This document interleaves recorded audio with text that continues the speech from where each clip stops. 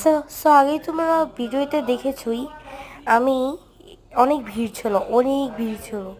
এখন আমি কি করবো না করবো, আমি এটার দিকে দৌড়িয়ে দিয়েই করছি, কিছু বলছিল না। দেখতেছিলাম কত মানুষ, এখানে মানুষ আর মানুষের ভিড়।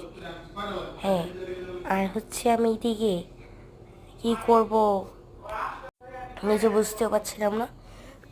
তারপরে এরকম, তারপরে দেখতেছিলাম যে এখানে দেখাও ইসি দেখে এলো।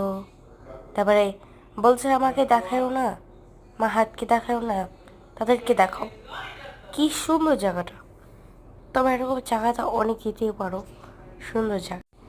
তারপরে হচ্ছে দেখো কি সুন্দর, এরকমই হতে পারে। তারপর আমি এদিকে একটু ভিডিওটা করি। তারপরে হচ্ছে